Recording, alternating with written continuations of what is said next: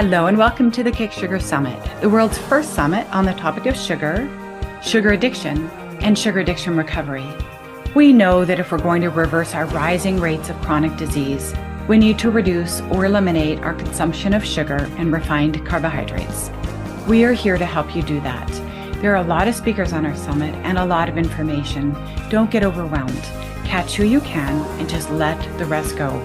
Alternatively, you could purchase one of our Summit VIP packages, which comes with an awesome ebook summarizing the core insights of each speaker, a year's worth of resources from our world of experts, and access to a whole year of weekly drop-in live Q&As with me, Florence, your host.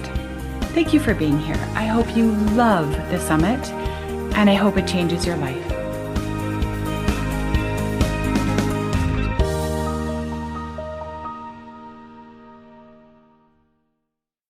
Welcome, everybody, to an interview today with Dr. Philip Ovadia. He is a board-certified cardiac surgeon. Some consider him to be one of the best in the world, and he's the founder of the Ovadia Heart Health Clinic. His mission is to optimize the public's metabolic health and to help people stay off his operating table. As a heart surgeon who used to be morbidly obese himself, he has seen firsthand the failures of mainstream diets and dietary advice and medicine itself. He is the author of the book, Stay Off My Operating Table, a heart surgeon's metabolic health guide to lose weight, prevent disease, and to feel your best every day. He shares a complete metabolic reset system in his book. What's very interesting is that Dr. Ovadia came to this new sort of mission because he himself knew that that's where he was headed, that this was an overweight doctor who was literally headed for the operating table. And he knew that that was not the solution, so that he had to change around his own life, his own health, so that he could move forward into the world with his new mission to help you do the same. Welcome, Dr. Ovadia. Hi, Florence. Great to be here with you again. Such a big fan of this summit and everything you're doing. And really happy that I can contribute again to it and help people to understand what they need to do to stay off my operating table and the operating table of all the heart surgeons out there. Right, right. When we go back into your own, what drove you what inspired you to pursue medicine as your career? You know, I always kind of knew I wanted to be a doctor. Interestingly, I probably knew that before I really knew what a doctor was. And, you know, when I think back, I was probably influenced by the fact that when I was young, you know, about 5 years old or so, my older brother was diagnosed with type 1 diabetes. And so, you know, lots of interactions with physicians, you know, kind of seeing that, I think, at least subtly influenced me. And then, you know, as I went through the various stages of my education, that calling remained strong, and medicine and science, the human body, were always things that fascinated me. And so I always knew that that's what I was headed for. That is so interesting. The number of times I've asked doctors, what inspired you to move into that field? And it almost sounds like a calling. And some of them will say, I was young, I was in elementary school. It's like you just knew. It's so interesting. Yeah. And tell us a little bit about that moment when you realized I got to do something different, or I'm headed for surgery myself. Yeah, you know, I had been, you know, I was well into my career as a heart surgeon. And, you know, I've struggled with obesity my entire life, again, going back to childhood. You know, it's something that my family shares. I'm always careful about not saying that it runs in my family, because I'm not really sure it's genetic per se, but, you know, we had the same habits. And for the most part, you know, all my family members, parents and siblings, you know, were obese. There were many points, you know, along the journey that I recognized this to be a problem, and I would lose weight. I would try and lose weight. And, you know, I had some successes with the usual sort of, eat less, move more approach. But, invariably, I would always end up gaining back the weight and more. And, about 7 or 8 years ago is when I really, I guess, sort of came to that reckoning that I was truly headed for my own operating table. And I had young children, at the time. And I was kind of at a loss, though, because I truly didn't know what to do. I had been following, the advice that I had learned to give. I had tried all of the various, I guess you could say, mainstream or traditional dietary strategies. And I was at a bit of a loss. Thankfully, I started to get introduced to some different ideas, some different concepts. Really, probably the seminal event for me was hearing Gary Taubes deliver a talk. Ironically enough, at one of our surgical society meetings, he was the invited guest speaker. At that time, he had just written The Case Against Sugar. And of course, prior to that, had written Good Calories, Bad Calories, and Why We Get Fat.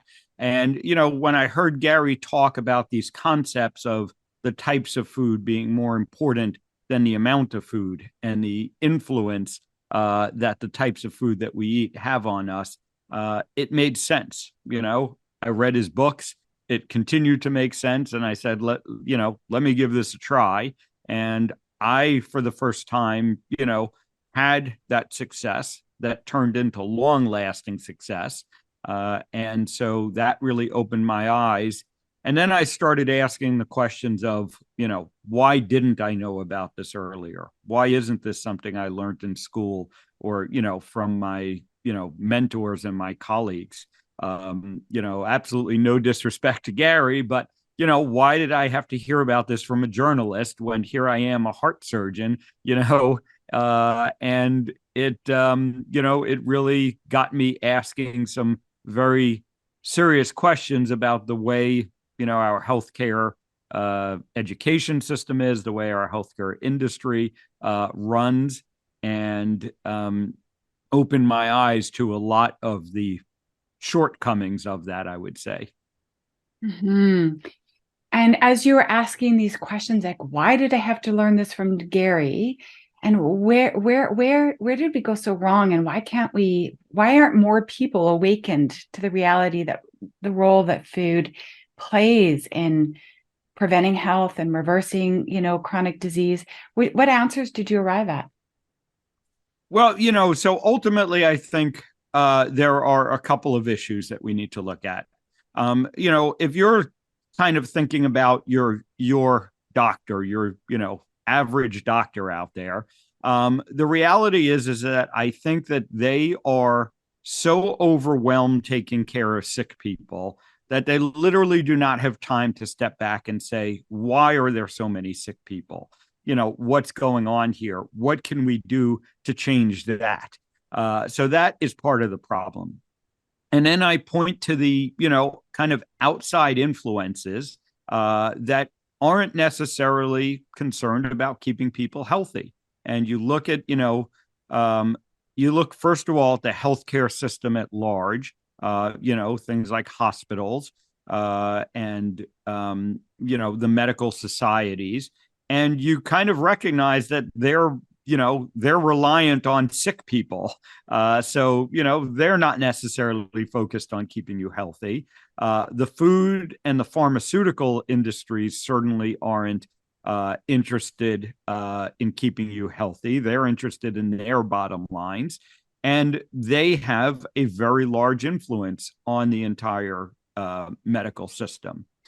So, those are the problems.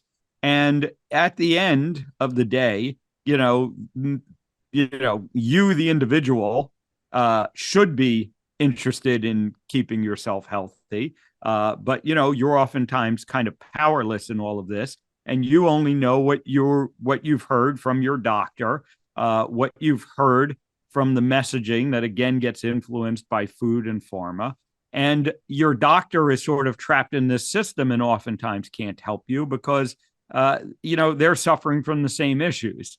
So it's, only when doctors like myself, practitioners, like myself and many others, start to sort of say, wait, something's wrong here. They start asking these different questions. And then on their own, all of this that I have now kind of learned over the past, 8 years or so has all been on my own, essentially. Thankfully, there's a community of other physicians and other practitioners that I can draw upon and I can learn from. But it's not it's not the education that I'm getting, kind of from the system. When I go to the society meetings today, this isn't the stuff that we're hearing. We're hearing all that old stuff that just kind of reinforces the old narrative. Mm-hmm. And the old narrative is that there's no cure, there's unknown. Like the best we can do is manage it with medications and maybe make a difference with surgery. Yeah, that's exactly it. The it's basically that getting sick is inevitable, and that once you're sick, the best you can do is manage it, and that management is largely reliant on medications and pharmaceuticals. There's some lip service paid to what we eat, but even that advice is misguided because we have such a kind of entrenched belief that fat, saturated fat in particular, is, what is causing all these health problems, that really colors all of the advice that we end up getting within the system. And it's only when you start to say, well, what if it isn't saturated fat? What if there's something else going on here that it leads you to different conclusions? And thankfully, and I would say this has been the most rewarding thing about this change, is that I can now actually help people to reverse their disease and to prevent their disease instead of just managing their disease, which is what, I was sort of limited to in the past. And I suppose what your little 5-year-old or 10-year-old heart, however old you were when your brother got sick, that's what your heart wanted for your career, wasn't it? Like to really send people off with smiles on their faces, feeling better, saying, I don't need to see you again in a year, doc. I'm doing good. Yeah, no, that's exactly it. Helping people to be at their best is ultimately what I'm after. And, whatever accomplishes that is what I'm willing to pursue. And this is, I think, another sort of mindset change that practitioners, that doctors need to overcome, undergo, which is, that we are going to do whatever helps the patient to feel their best, to get their best results. And, more and more, that may mean, not doing what I've been traditionally trained to do. You have to unlearn a lot of things, but you have to be willing to unlearn those things. And quite frankly, a lot of people, a lot of practitioners aren't able to admit that they're wrong, and that there might be better ways than they're currently doing. I have two directions to go with that. One of them is would it be possible for you as a doctor to found a medical school? Like, can you just create a new medical school where you can train new doctors that are more holistic? Like, would that be an option? No, not at least not here in the U.S. It's pretty regulated. The founding and the ongoing, running of medical schools is pretty regulated. So that is probably not a feasible option. I think our best approach ultimately is to continue to influence our colleagues. And, sometimes that does work. Just today, actually, I had one of my colleagues, kind of messaging me and sending me some articles, that were certainly in the literature that I usually read, but not what, most traditional cardiologists would be reading. And, he said, "Oh, have you seen this? It really kind of sounds like what you talk about." And I'm like, "Yeah, actually, I know the author well and have seen it, but I'm glad you're seeing it." And so, more and more doctors are waking up to the fact that what we're doing is not working well. And I think doctors are getting increasingly frustrated by the lack of progress that we're making. So I am optimistic that, it is going to ultimately be that, it's going to be a ground up movement, but, it's going to come from the practitioners and from the patients kind of working together to say, we're not going to tolerate, the poor results that the system is getting for us anymore. Mm-hmm, mm-hmm. And what's so frustrating, I can imagine, as a doctor and terrifying, is that doctors who sort of step out of line in their practice and do things that are a little bit more holistic or lifestyle oriented can literally be slapped. They can be brought before tribunals. They can lose their license. I'm just thinking of a number of different doctors that I've interviewed. One was a doctor who had cancer, who discovered, oh my good Lord, all those drinks, they were sugary drinks they were feeding me in the hospital while I was undergoing cancer, feeding my cancer. And he struggled with it and he kept relapsing. And it was so frustrating. And he's like, I'm a doctor. I'm working with the best doctors, oncology doctors I can, my colleagues, and I'm not getting better. Like, what's wrong? And he's like, oh, Eureka. I'm drinking orange juice in the hospital. Drinking like bottles of, well, I'm going to say Ensure, like bottles of like sugar, Mm-hmm. right? Yep. And then once he got better and he went back to the hospital, he was well enough to continue to practice as a doctor. He was literally telling his patients, don't touch sugar. Eat whole foods. I'm telling you, that is going to it may block your recovery from cancer, and it may even bring it on. Don't touch sugar. A dietitian reported him to the board because that's not what she was trained. Everything in moderation, and sure is good. And he was pulled before and he got his license revoked for saying don't eat sugar.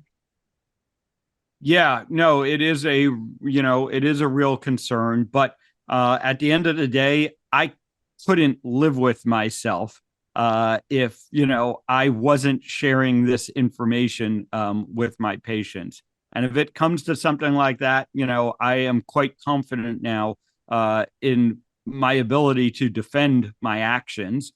We have plenty of evidence. You might notice above my shoulder here, a new medical textbook on, ketogenic diet therapies. So the evidence is there. What we're doing is evidence based, and I see the results of it. So, if it happens, I'll fight that fight because that's the only way I know how to be a doctor is to do what I know to be best for my patients. Right, right. Which is exactly the kind of doctor most people are looking for. In your book, you talk about there's different sort of recommendations you make. One of them is find a doctor who gets it. How easy is that for someone to find a doctor who gets it the way you get it?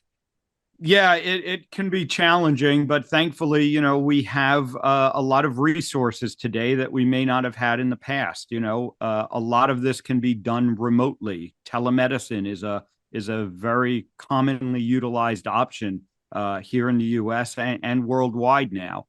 So, those tools help. Having, the societies now, we have the Society of Metabolic Health Practitioners. We have the Nutrition Network.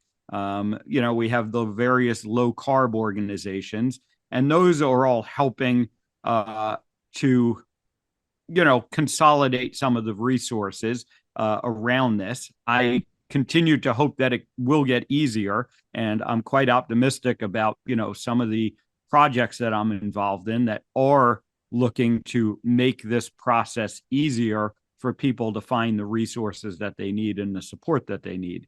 And then I'm encouraged when I go to the meetings, the low carb meetings and the metabolic health meetings, and I do see increasing numbers of practitioners and practitioners from all specialties that are now, waking up to this. Mhm. I think we are at a point today where, largely because of what you talked about earlier. There are a lot of physicians who have kind of woken up to this, but they're still a little scared to do it with their patients and to talk with their patients about it. So, by being out here, on social media and doing the conferences and stuff like that, my hope is that, I can give those practitioners the confidence to, step out of the shadows as it is and talk to their patients about this stuff and tell them what they've learned, because that is, that is what ultimately gets that community and then makes it easier for the people who are looking for the clinicians to connect with. Mm-hmm. And I wonder how often doctors underestimate how seriously their clients take them. Really seriously. I have had so many people say, well, my doctor says, my doctor said, right? Like literally you're gods. For many people, especially when they're sick and they're desperate and they're scared, you're gods. You're gods in our system. Maybe not all cultures and maybe not all countries, but in Western medicine, doctors are gods. And literally what they say can make or break choices people make. And I can just imagine how powerful it will be when doctors say, here's the deal. I need you to get off sugar. I need you to move 30 minutes a day. I need you to get your sleep right. I need you to look at your stress. Don't just keep coming back to me for another prescription because this one's like, it's only doing so much. You need to, this is my prescription. And I think that people will go, my doctor told me I need to, right? And they'll be in like restaurants. Oh, I'm so sorry. My doctor told me. And it's just going to go explosive, I hope, because I think doctors think that, oh, no one's going to listen to me, or I tell them, they should look at their weight. But I don't think that soft sort of, you should lose weight is enough. So I'm excited to see doctors being blown away by how seriously the lifestyle advice that they give will actually really be taken to heart by their clients. Is there anything you want to, sorry, yeah, go ahead. Well, yeah, I think that's a very important point. And I think, part of the problem we have is that doctors haven't done that because they kind of know the advice that they were taught to give is lousy advice and it doesn't work. So, I think back to, I guess before my awakening and, I eat a low fat diet, eat less, move more. And it's kind of like, I wasn't enthusiastic about talking to people about that because I knew in my back of my mind it didn't work. I knew it wasn't working for me. I knew they had heard it before and it wasn't working. And, so doctors have kind of defaulted to the thinking that, well, the patients don't listen to us anyway. And that's why, they're not getting better. But now I see it, when I give the advice, like you just said, to cut out processed food and cut out sugar and pay attention to your sleep and your activity and your stress, it does work and people get great results. And I've gotten great results. And, my patients are now getting great results. So now I am enthusiastic about talking about it. And I do want to get out there. I can't imagine in sort of an alternate reality, me being on social media all the time talking about, how great the low fat diet is, that never happens because the low fat diet isn't great. It doesn't work. People don't get great results from it. And, being able to actually give advice that works, I think will get doctors more enthusiastic about giving that advice. Fair enough. And in your book, you talk about, I was doing everything right. I was obese. I was a doctor who's I thought I was doing everything right and it wasn't working. So, you're like Edison, what doesn't work. Tell us what does work. What worked for you? What do you see working in your clinics? Yeah. So, the basic principles of eating whole, real food, elimination of the processed food, and sugar is a huge component of that. And so when we do that, that, the body starts to heal. That's really what I've come to recognize. When you stop doing damage to your body actively every day with the food that we're eating, the body has amazing capacity to heal. And even things like heart disease, that, again, we have the perception that once you have heart disease, you can't do anything, really to improve it. When it gets bad enough, we're going to put in stents, we're going to do surgery, we're going to give you these medications that, again, are largely ineffective, but maybe slow the process down a little bit. But now I do see that people can meaningfully improve when you stop doing the active damage on a day-to-day basis. And, I'm always kind of, I tell people it's simple, but it's not easy.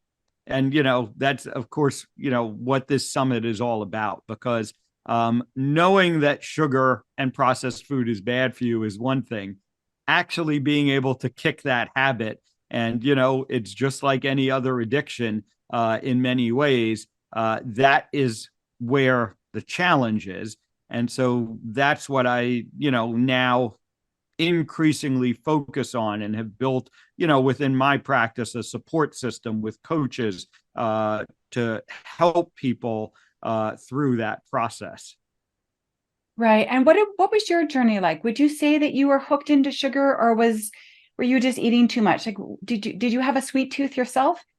Oh yeah, most definitely. I fully recognize in retrospect that I was a full on sugar addict, and and it's interesting, because I first kind of, I eliminated sugar, and kind of went low carb and sort of keto, and I got pretty good results. I lost a lot of weight and I was feeling a lot better. And then I kind of took that next step and eliminated carbohydrates, with a carnivore diet. And I noticed how much better it was than even the low carb. And specifically, what I noticed was I finally didn't have those cravings anymore. Because even when I was eating small amounts of carbohydrates, doing low carb keto, I still had those cravings. And, I would still give in to those cravings on an occasional basis. But it was only when I really, did carnivore, completely eliminated the carbohydrates, that those cravings finally went away. And now, when I do have carbohydrates, and even when I do have a little bit of sugar, I'm always very clear, I'm not perfect. And sometimes it's not even that I don't view it as, I messed up. I sometimes make that choice that I'm going to have a little bit of the stuff. And now I can regulate it. I can truly have a little bit, and not have it turn into sort of the, those binges that I used to be so prone to. Mm-hmm. Does tell us specifically, how is it that sugar, well, what is the root cause of heart disease in your opinion? What have you discovered so far, and what role does sugar play in that? Yeah, so I think it's very clear that the root cause of heart disease is insulin resistance, and the inflammation that results from that, the damage to the blood vessels, the alterations in our cholesterol molecules that occur because of insulin resistance. This is the root cause of heart disease. And of course, sugar is one of the major components in our diet that is promoting insulin resistance, the development of insulin resistance. So I think they're very much, there is a clear line here. And, again, this is what's been so interesting to me, because, when you first start discovering and learning about this stuff, you think, oh, well, this is sort of a new concept. Like, why hasn't it spread yet? And then what you recognize is that this is actually a very old concept. And, we can go back to the early days of heart disease, and, when heart disease was becoming more prominent, throughout the early 1900s. And it was pretty much decided that it was sugar that was causing this problem. And then all of a sudden, we sort of, come up with this theory that it's saturated fat, and we kind of pivot, towards that for reasons that I would say were not completely scientifically based. And that theory then just overwhelms, and everyone forgot about the sugar. But it's been clear all along when you really, look at the science and look at the literature that sugar is a major driver of heart disease.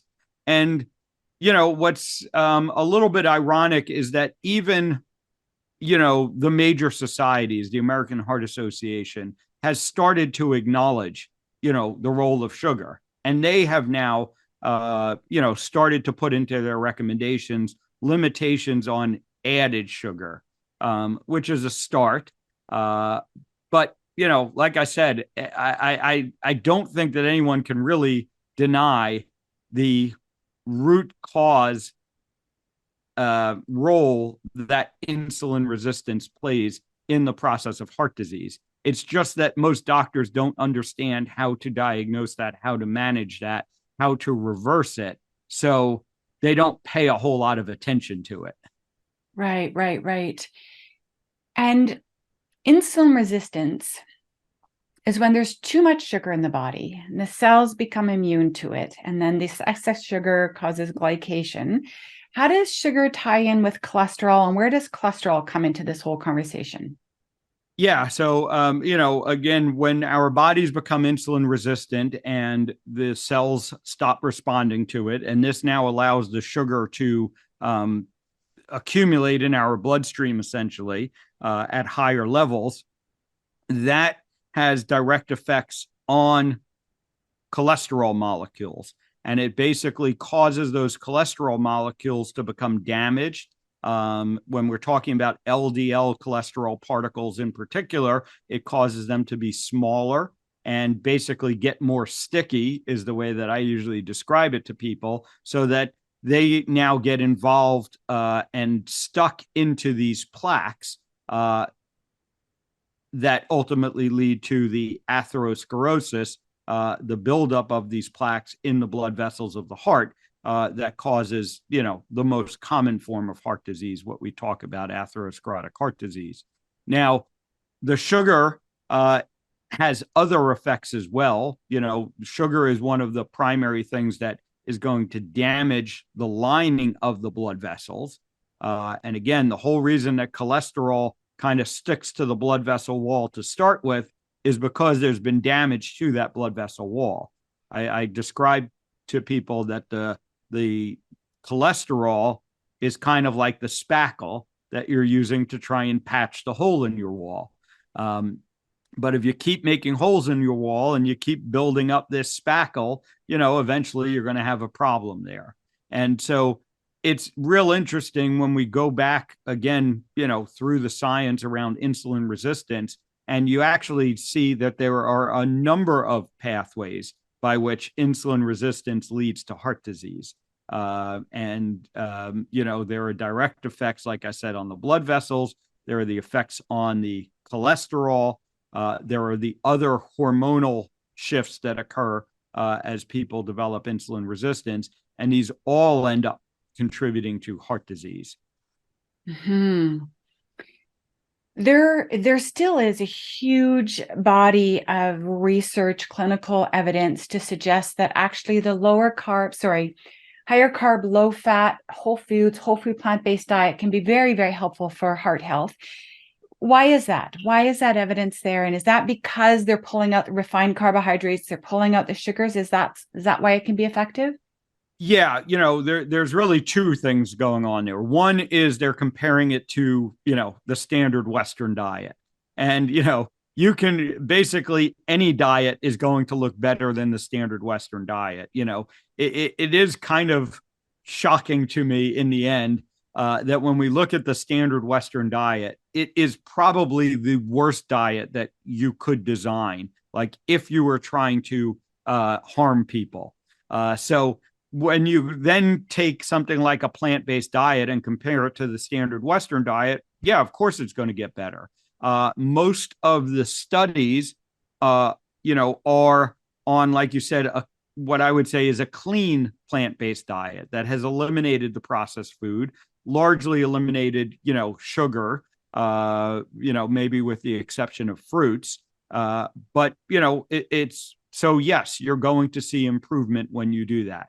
Now, that doesn't mean it's the optimal diet, but what has gotten promoted, and again, this is not purely based on the scientific interest. This is where the business interest and other things get pulled in. Politics, the environment, ethics, these all end up getting pulled in. And they say, well, the plant based diet is the best diet. And I say, nothing says it's the best diet. All we can say is it's better than the standard Western diet. And I agree with that. Ultimately, I think any diet that reduces processed food and shifts us towards eating whole, real food is going to be an improvement in your health. Mm-hmm, mm-hmm. I've heard that people who are on the low carb and the carnivore diet can potentially also have insulin resistance. Can you comment on that? Well, I think ultimately, people who are severely insulin resistant may not be able to fully reverse their insulin resistance, even with, very low carb or carnivore diets. And or it may take a long period of time. But that doesn't mean that it's not working, that it's not improving the situation. There's really no mechanism that anyone at least has ever been able to demonstrate to me, and I would welcome, any evidence to the contrary, as to how a carnivore diet can drive insulin resistance, because you just can't, your body is not going to make enough insulin. Yes, there is a small insulin response to protein intake, but it's not going to be enough of an insulin response to create insulin resistance. But like I said, yes, I do see people on a carnivore diet who are still insulin resistant. It's not the carnivore diet that made them that way. It's just that they haven't been able to undo the damage that was done from their previous diets. Right. Their sad diet. I think, if I'm not mistaken, and I might have some research to send your way, is it's the fat, that there's something to do with fat and cells and blocking. It's something like that. I don't know if you're familiar with that. We don't have to go down this rabbit hole. I was just I mean, what I would comment on is, you can still be eating the wrong types of fats on a carnivore diet. So, if you're incorporating a lot of vegetable and seed oils, which most carnivores don't do, but some, are kind of unaware of that aspect of it.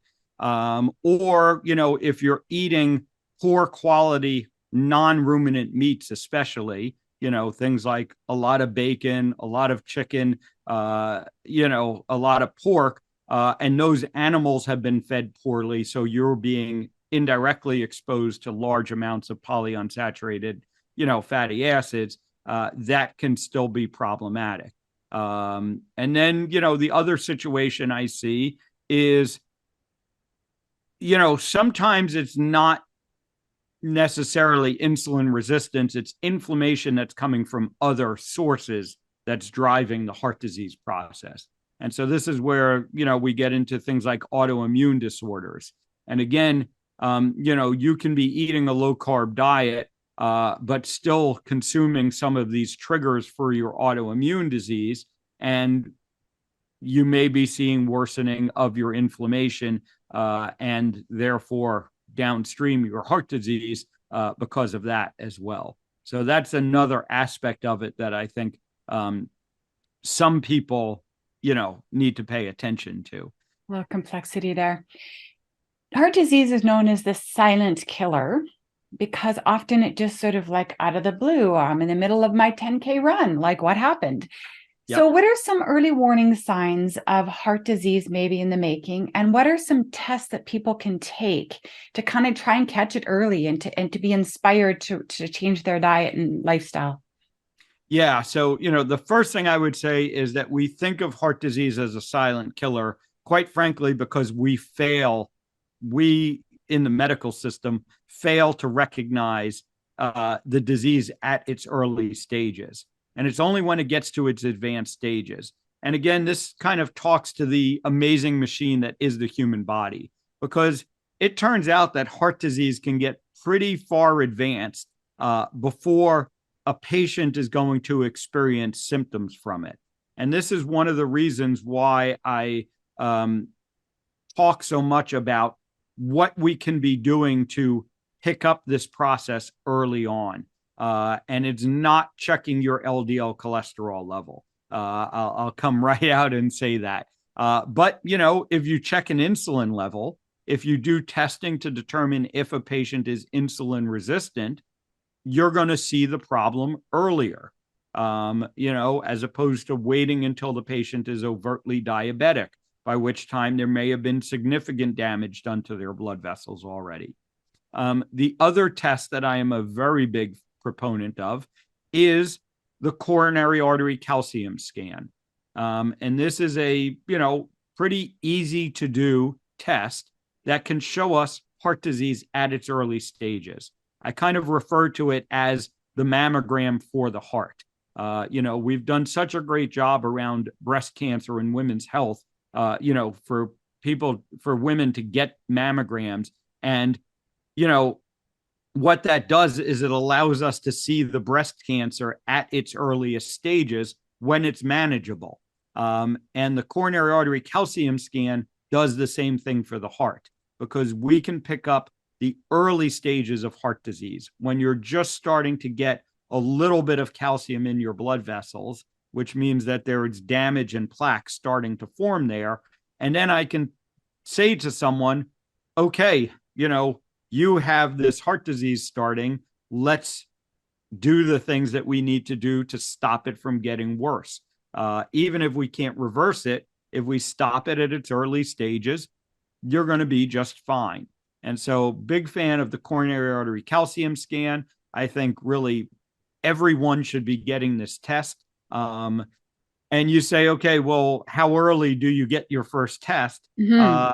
And more and more I say, I'm not sure there is an early enough, because, I now routinely see 30s and 40-year-olds ending up on my operating table. And I know that didn't just happen overnight. So in some situations, I would say 40 is probably a good average age to start this testing at. But, in some situations, it may make sense for 20 and 30-year-olds to get that coronary artery calcium scan.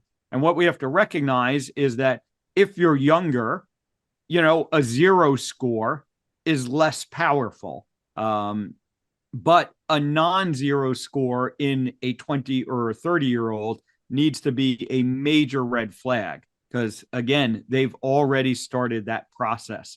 And that means that by the time they're 30, 40, or 50, they may be in the advanced stages now if we don't do something about it. Right. And the interesting thing is there's a lot of 20-year-olds, I imagine, that are not overweight. They have no other symptoms. It wouldn't occur to them that their heart would be showing early signs of heart disease. Exactly. What happens if your doctor, so it's not really about weight. I know the only person I know, well, my dad had a heart attack, but he was always thin. My husband's mother had a heart attack, thin, like normal weight. So they just, right, it's just not always, well, I'm overweight. I imagine that it would be hard on my heart, but it's not that simple. No, definitely not. I can tell you that, a very decent percentage of the patients that I operate on are not overweight. And it really, again, when we look at the data behind insulin resistance and metabolic health, what we see is, yes, you are certainly more likely to be insulin resistant if you are obese, but there are plenty of non-obese people who are insulin resistant. The one study that showed us that 88% of the adults in the United States are not in optimal metabolic health. When you dig into that data, you see that 50% of the normal weight people in that study were not in optimal metabolic health.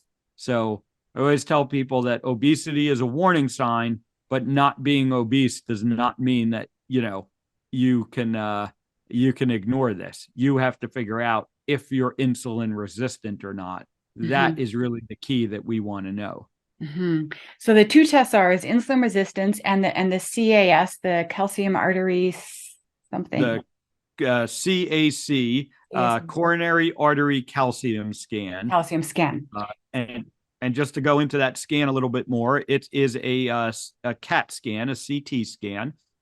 They don't have to put an IV in you. It literally takes 5 minutes to do the test. You lay down, you get the scan done. It is a low amount of radiation. It's on the order of, the amount of radiation you'll get from a chest X-ray, and it can be done very inexpensively. I mean, here in the U.S., on average, it costs about $100. Insurance usually won't cover it, which is a whole nother discussion, but it's not that expensive a test, and I would tell you it's a very good investment in your health. Now, the tricky part is you do need a doctor to order it for you. Okay. And so you have to find a doctor who knows what it is and is willing to order it for you. Okay. And Dr. Avadia, does your clinic do that? I know you do telemedicine, right?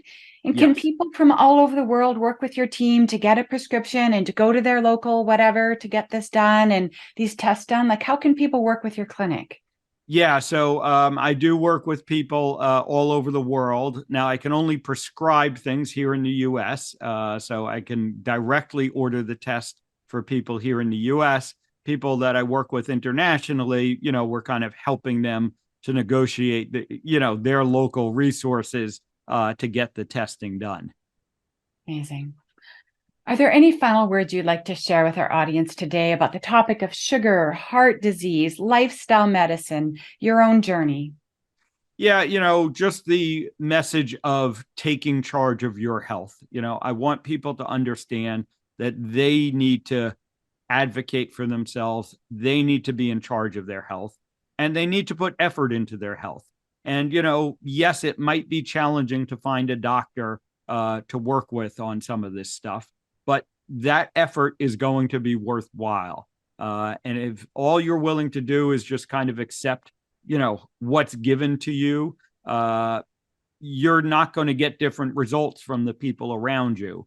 If you want to do better, you have to put the effort in. You have to invest your time. You might have to invest your money. But I think that that's a very worthwhile investment in the end. And I will say another great investment is Dr. Avadia's book, Stay Off My Table, Operating Table.